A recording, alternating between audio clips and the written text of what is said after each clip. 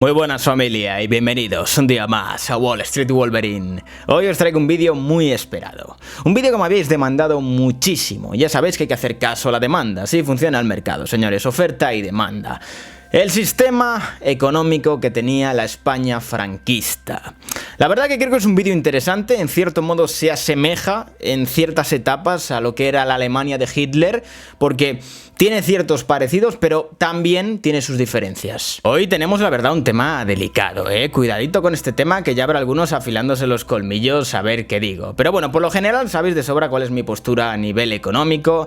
Soy un cerdo capitalista, testigo del libre mercado y me hago pajas con la mano invisible de Adam Smith. Así que partiendo de todo esto podéis imaginar de sobra lo que pienso yo sobre ciertos sistemas económicos. Pero bueno, yo creo que es interesante también analizar ciertos sistemas que a lo mejor no son muy de mi agrado, o a lo mejor no son los más óptimos para mí, pero al fin y al cabo es historia, ¿no? Y es conocimiento, y el conocimiento no ocupa lugar. Así que nada, señores, vamos a empezar con el tema de este vídeo, que es la economía franquista. Bueno, señores, la economía de la España de Franco prácticamente digamos que la podemos dividir en torno a 3 o 2 partes. Yo en mi caso apuesto más por 2 partes, aunque realmente se suele dividir en 3 partes, y yo suelo dividir una primera etapa que va desde el 39 a más o menos hasta el 50-51 y luego el resto. La dictadura franquista va desde 1939 hasta 1975 y, como os he dicho, atraviesa diferentes etapas a nivel económico. De inicio tenemos esta primera etapa de una España de la posguerra, la España de, digamos que de la escasez, de un país que prácticamente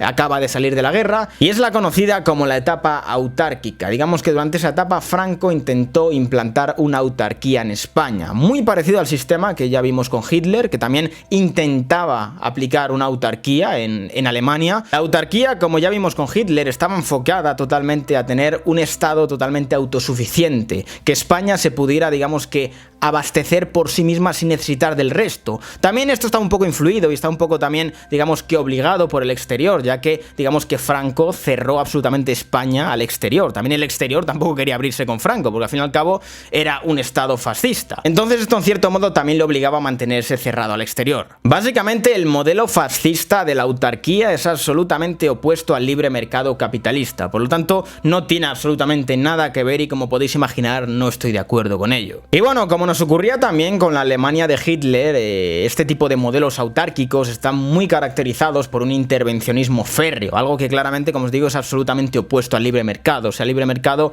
se opone absolutamente a la intervención en la economía. En el caso de este modelo en España había, digamos que, salarios controlados, tipo de cambios controlados, había mucho intervencionismo. Las industrias estaban totalmente reguladas, había cartillas de racionamiento, ya que claramente veníamos de una España de la posguerra y era necesario este tipo de medidas porque había mucha escasez, había mucha miseria, también había mucha limitación a la inversión extranjera, no se dejaba que entrara capital extranjero, se limitaba muchísimo. Y bueno, como podéis imaginar, en un sistema autárquico lo que se hace también es limitar las importaciones, es decir, lo que entra en España es lo que nosotros dejamos.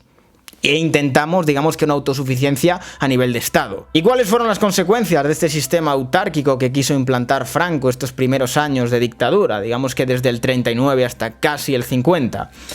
Pues prácticamente lo que supuso es que España no pudo acceder al crédito, digamos que para invertir en la reconstrucción del país, desarrollar industria, y por lo tanto todo iba muy lento. Y bueno, como podéis esperar, carecía de ciertas materias primas que no teníamos a nivel nacional, carecía también de energía, que claramente esto ocurría, como os digo, porque España estaba totalmente cerrada al exterior, y esto hizo que España se retrasara muchísimo respecto al resto de Europa. Esto claramente, combinado con la escasez a nivel de alimentos y de productos agrícolas que había traído la guerra, hizo que proliferara el extraperlo, lo que es conocido como ese mercado negro en el cual la gente podía conseguir cosas, digamos que de forma ilícita. Y bueno, digamos que esta sería la primera etapa de esta dictadura franquista, que fue, como os digo, un sistema autárquico que claramente, combinado con la posguerra, trajo escasez de alimentos, trajo escasez de productos industriales, de materias primas, de energía, y claramente supuso un nulo crecimiento para España, ya que claramente estábamos totalmente cerrados al exterior. Pero ¿qué ocurrió? Llega 1950 y desde el poder se empiezan a dar cuenta de que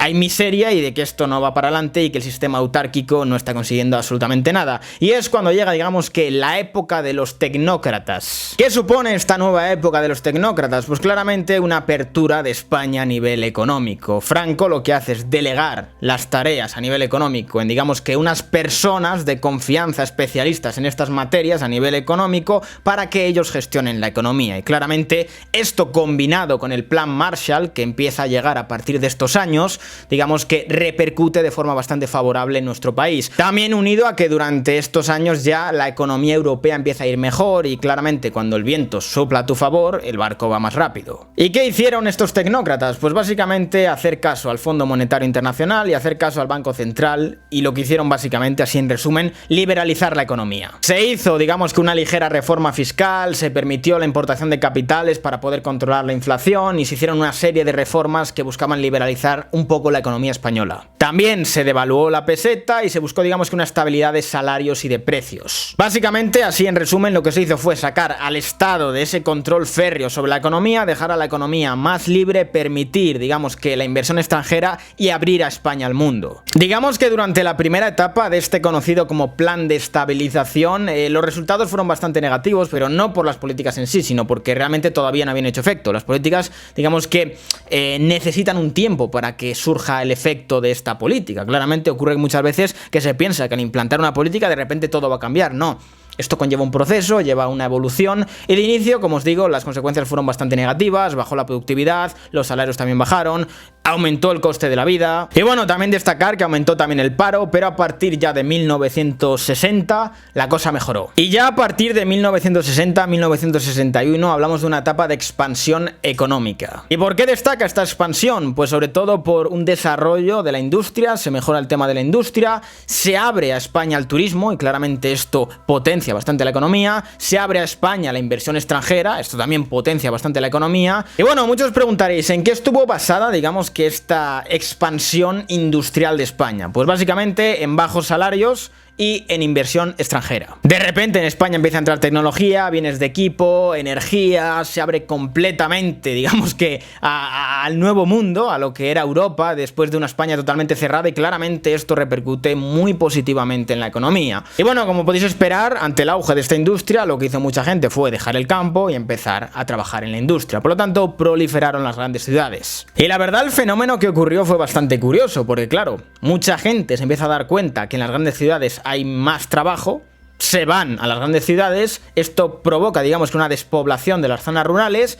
Al haber ya cada vez menos gente en las zonas rurales, suben los salarios de, digamos que, de las tareas agrícolas, ya que al fin y al cabo hay poca mano de obra, y la subida de salarios, digamos que en las zonas agrícolas, lo que permite es que estas zonas agrícolas se ven con capacidad de consumo de este sector industrial y por lo tanto como que se retroalimentan. Ya no solo esto, claramente si se desarrolla la industria también se promueve la mecanización del campo, por lo tanto el campo cada vez produce más, el campo cada vez, digamos que, está más profesionalizado y da mayor rendimiento, y como os digo, esto fue, digamos que, de forma paralela al desarrollo de la industria, el desarrollo de la mecanización del campo. Pero sobre todo hay que destacar el grandísimo impulso que le dio a la economía española al turismo, que permitió que la balanza de pagos dejara de ser deficitaria. También en cierto modo impulsado porque mucha gente emigró al exterior y digamos que se iban al exterior a trabajar, dejaban a la familia aquí y lo que hacían era trabajar en el exterior pero enviar dinero a España, por lo tanto entraba más capital a España. Por lo tanto, la combinación de turismo masivo y todas aquellas personas que habían ido a trabajar al exterior y que enviaban dinero a España, lo que hizo fue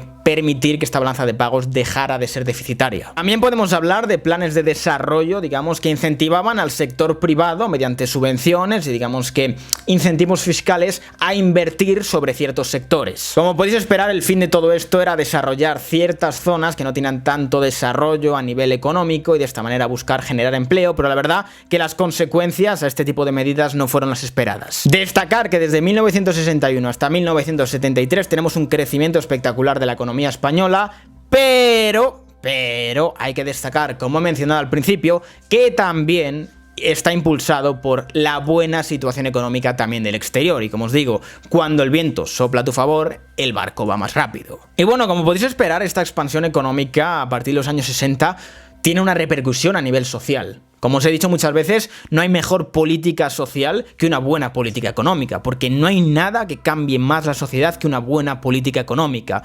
Claramente, durante esa etapa de expansión de España, el español tiene un cambio de mentalidad, tiene un cambio de forma de vida, como hemos comentado, pasa de vivir en el campo a de repente empezar a vivir en grandes ciudades, empieza a tener un poder adquisitivo, empieza a resurgir, digamos que una clase media mucho más grande, y como podéis esperar, si la gente empieza a tener dinero, si la situación económica cada vez va mejor, esto fomenta el consumo y esto claramente activa la economía. Y también hay que tener en cuenta que estamos ante la etapa del baby boom. Claramente este cambio de mentalidad está muy influido con la apertura al exterior, que llegan turistas, el español tiene contacto con el exterior y esto claramente repercute a nivel social. Como ocurre con el caso de la mujer, que digamos que con el paso de los años va a ir consiguiendo poder tener un trabajo, poder ir a la universidad. Claramente esto no estaba, digamos que al alcance de todas las mujeres, pero digamos que era un paso, ya que durante prácticamente los primeros años de la dictadura franquista, los primeros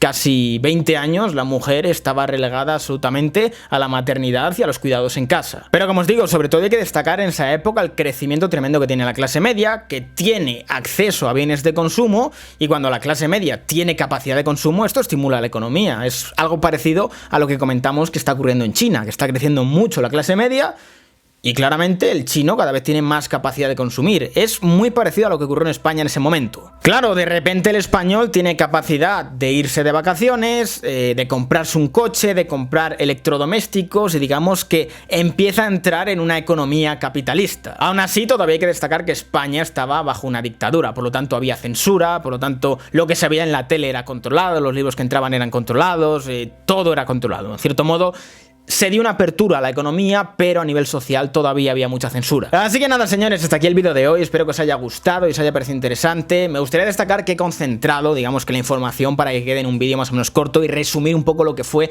la economía franquista. Como habéis visto, tenemos una etapa totalmente de cerrarse al exterior, de buscar una autarquía, es un absoluto fracaso, y poquito a poco entramos en la época de los tecnócratas que empiezan a hacer reformas, empiezan a abrir poco a poco la economía hacia una España que prácticamente acaba el franquismo con un sistema prácticamente casi capitalista. Por eso se hace un poco difícil, al menos para mí, calificar con una simple palabra el sistema económico de Franco.